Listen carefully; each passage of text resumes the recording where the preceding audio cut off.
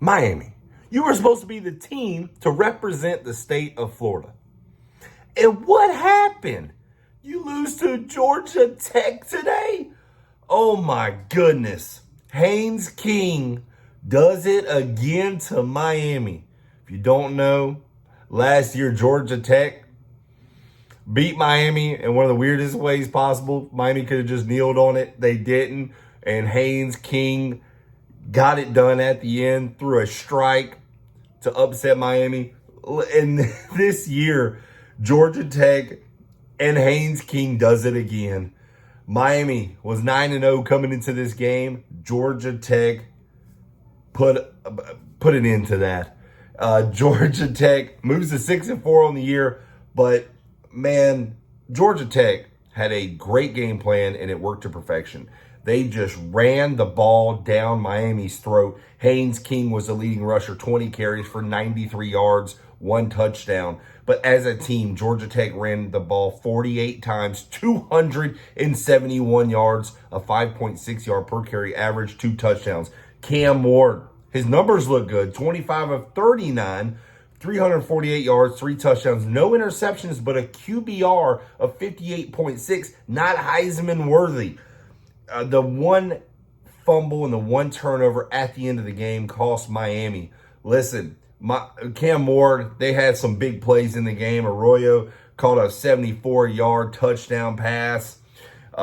Listen, there were some big plays in the game for Miami, but just at the end of the game, Cam Ward just does too much in games.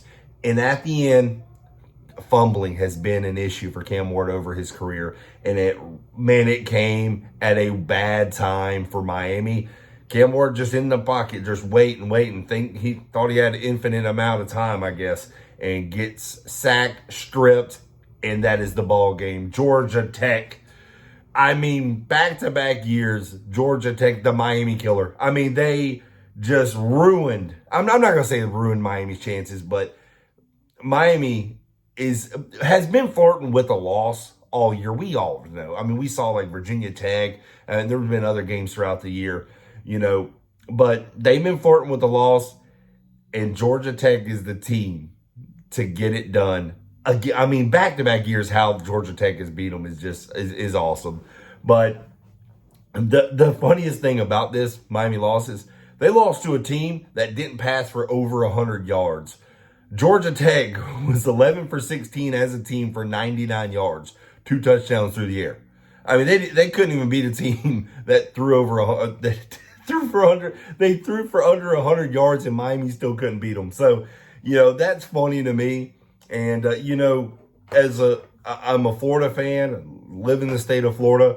It would, I'm not gonna say I would root for every Florida team. Like I couldn't root for Florida State. But it's like, where's that team from Florida going to represent? Miami, I don't know. I mean, I think they are still, their playoff chances are still high.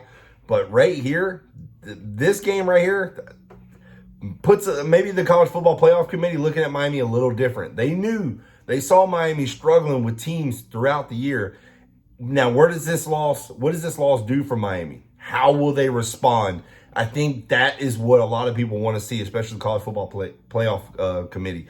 How will Miami respond? Because if you come out after this loss and you finish the year 9-3, I mean, we know what your team is made of. But Miami, they need to finish the year out strong in the ACC championship game. But they need to finish out to put all doubters aside, because a lot of people have been doubting Miami. And this right here, this game, gives a lot of those people who has been hating on them fuel. Now, what will Miami do? But it'll be interesting to see what Cam Ward and the Miami Hurricanes and Mario Cristobal, we'll see what they do going forward. But hey, guys, as always, I appreciate y'all watching this channel. Don't forget to hit that like button. Don't forget to hit that subscribe button as well. I appreciate it. Y'all have a great one.